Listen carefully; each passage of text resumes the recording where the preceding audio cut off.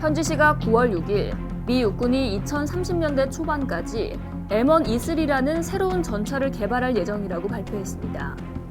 미 육군은 가장 최신형인 M1A2 SEP V3 전차보다 더 개량된 M1A2 SEP V4를 배치할 예정이었지만 이를 취소하고 더 개량된 전차 개발로 방향을 바꿨습니다. 이번 결정은 우크라이나 전쟁을 통해 레오파드2 같은 무거운 서방제 전차가 동유럽의 거친 지형에서 제대로 운용하기 어렵다는 걸 확인했기 때문입니다. M1A2 전차를 도입한 폴란드도 구소련 시절 지어진 자국 교량의 대부분이 미국제 전차의 하중을 견디지 못할 것이라고 우려한 적이 있는데요. 미군의 주력 전차인 M1 에이브럼스 전차는 1980년대 도입된 후 개량을 거듭하면서 계속 무거워져 왔습니다.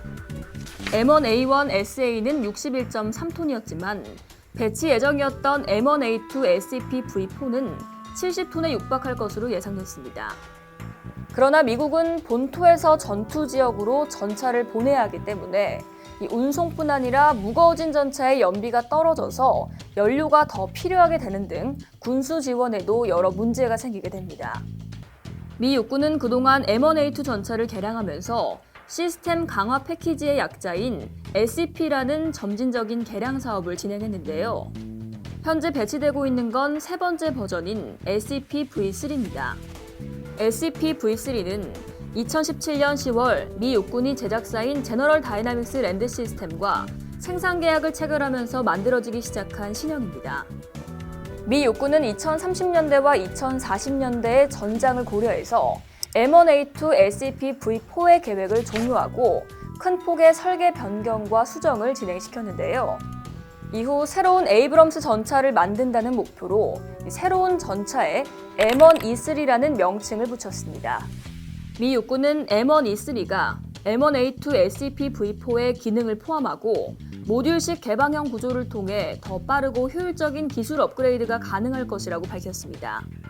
M1E3가 어떤 방식으로 개발될지 알려지지 않았지만 제너럴 다이나믹스 랜드 시스템이 2022년 10월 미 육군협회 전시회에서 처음 공개한 에이브럼스 X라는 기술 실증 차량에서 영감을 얻을 것으로 보입니다.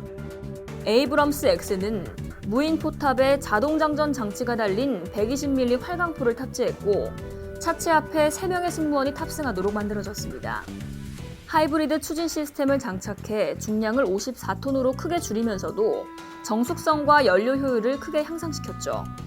추가적인 방어력을 위해 이스라엘 라파엘의 트로피 능동 방어 시스템을 포탑에 통합했습니다. 이 가운데 M1E3 전차는 어떤 부분을 적용하게 될지 관심이 쏠리고 있는데요. 또 M1E3 전차가 다른 서방 국가 전차의 미래에도 영향을 줄지 지켜봐야겠습니다. 이상 월드 디펜스 선수연이었습니다. 오늘도 추천 영상 2가지 보고 가세요.